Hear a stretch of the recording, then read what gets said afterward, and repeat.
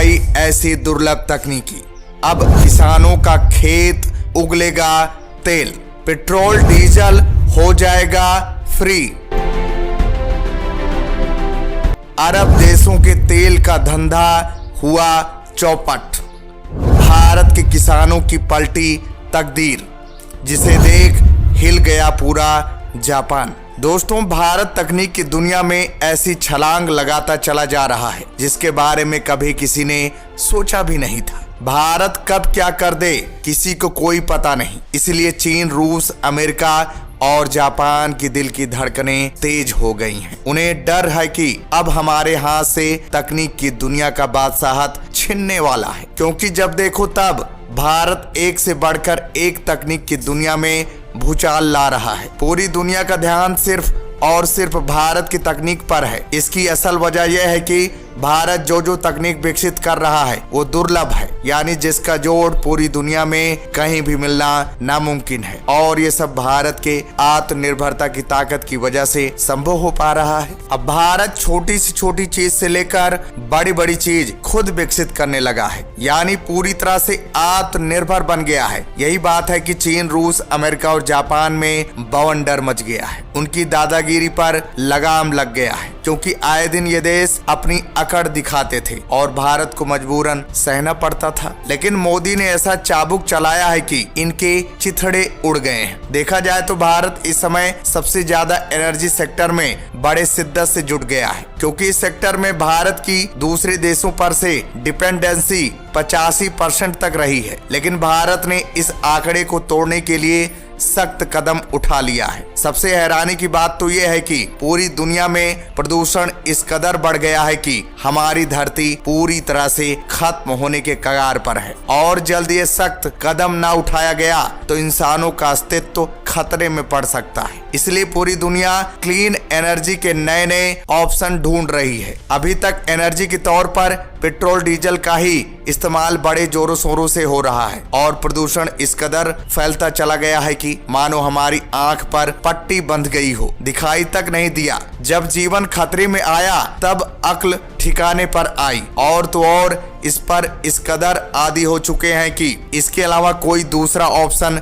सोचे तक नहीं। देर सही, लेकिन अब भारत की अक्ल ठिकाने पर आ गई है। इसलिए भारत ने सबसे पहले इस क्षेत्र में लंबी छलांग मारी है। दूसरी बात यह भी है कि पूरी दुनिया महंगाई की मार झेल रही है, क्योंकि पेट्रोल डीजल का दाम इस कदर बढ़ गया है कि जिसके बारे में पूछो ही मत। भारत के इस सख्त कदम से अरब देशों की बैंड बजने वाली है। अगर देखा जाए तो क्लीन एनर्जी के तौर पर green hydrogen, CNG, ethanol, methanol, biodiesel, battery को देखा जा रहा है, जिसे फ्यूचर ऑफ फ्यूल भी कहा जा रहा है। ये ऐसा खजाना है जो कभी खत्म नहीं होगा, और तो और ये सोने चांदी से भी ज्यादा कीमती है। अब तो आलम यह हो गया है कि भारत कचरे, किसानों के खेत में फसलों से पैदा हुआ एग्रीकल्चर वेस्ट, और तो और हमारे द्वारा फेंके गए भोजन और साग सब्जियों का इस्तेमाल भारत की तकदीर बदलने में कर रहा है। यानी भारत सभी तरह के कचरे से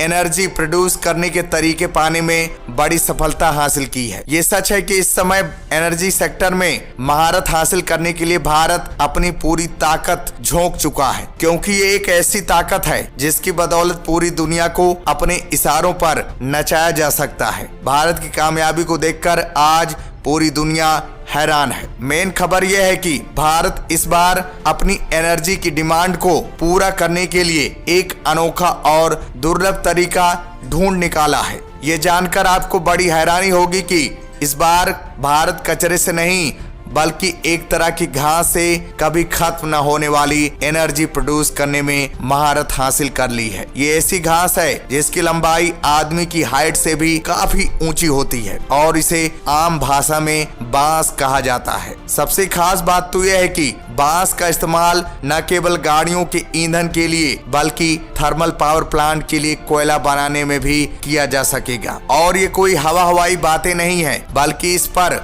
भारत में बड़े जोरों शोरों से काम शुरू हो गया है, इसलिए पूरी दुनिया हैरान है। भारत द्वारा विकसित ये एक ऐसी दुर्लभ तकनीकी है जिसकी मदद से बेहद कम लागत में ज्यादा से ज्यादा एनर्जी प्रोड्यूस की जा सकती है। देखा जाए तो जिस बांस को हम यूं ही फेंक देते हैं, उसी बांस का इस्तेमाल अब एनटीपीसी बायो एथेनॉल और कोयला बनाने में करेगी। भारतीय वैज्ञानिकों ने ऐसा काम करके दुनिया का पहला स्थान हासिल कर लिया है, जिसके बारे में अभी तक किसी ने सोचा भी नहीं था। भारत की इस कामयाबी का लोहा पूरी दुनिया मान रही है। भारत ने इंटरनेशनल मार्केट में बाउंडर ला दिया है। चीन, रूस, अमेरिका और जापान की बोलती बंद हो गई है। इसके लिए एनटीपीसी ने केमपोलिस इंडिया के साथ एक non bounding memorandum of understanding यानी कि MOU साइन कर लिया है, जिसके अंतर्गत bamboo based bio refinery plant setup की जाएगी। ये तकनीक एनर्जी सेक्टर में नई क्रांति ला देगी, क्योंकि भारत में 1500 प्रकार के बांस पाए जाते हैं और चीन के बाद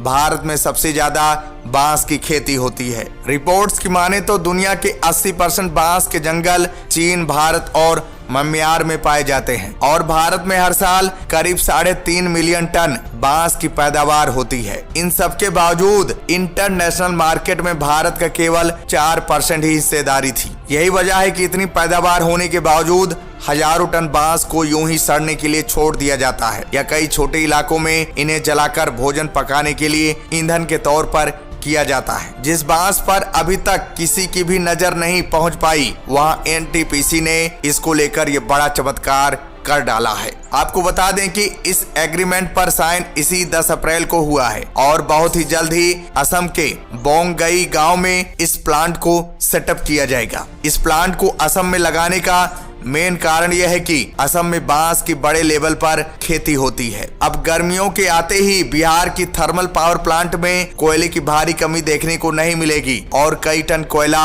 ऑस्ट्रेलिया समेत पड़ोसी देशों से इंपोर्ट करने की भी जरूरत नहीं पड़ेगी। एनटीपीसी की सोच ने भारत की तकदीर ही बदल दी है, साथ ही साथ किसानों की भी तकदीर बदल गई है। अब एनटीपीसी बांस का इस्तेमाल थर्मल पावर प्लांट्स में कोयले के साथ साथ बायो एथेनॉल में बनाने में करेगी। अभी तक एथेनॉल गन्ना, मक्का, आलू, चावल, अंगूर और गेहूं से बनाया जाता है। भारत में गन्ना, अमेरिका में मक्का और इंडोनेशिया में या पाम तेल से बनाया जाता है। भारत के कुल एथेनॉल का करीब 65% गन्ने से आता है। एथेनॉल बनाने के लिए सबसे पहले गन्ने की मशीन में पेराई की जाती है। इसके बाद गन्ने के रस को एक टैंक में कुछ घंटों के लिए एकत्रित करके उसे फर्मेंटेशन के लिए छोड़ दिया जाता है। फिर टैंक में बिजली से हीट देकर एथेनॉल बनाया जाता है। खास बात यह है कि आप 1 टन गन्ने से 90 लीटर तक एथेनॉल बना सकते हैं, जबकि 1 टन गन्ने से 110 से 120 किलो तक की शक्कर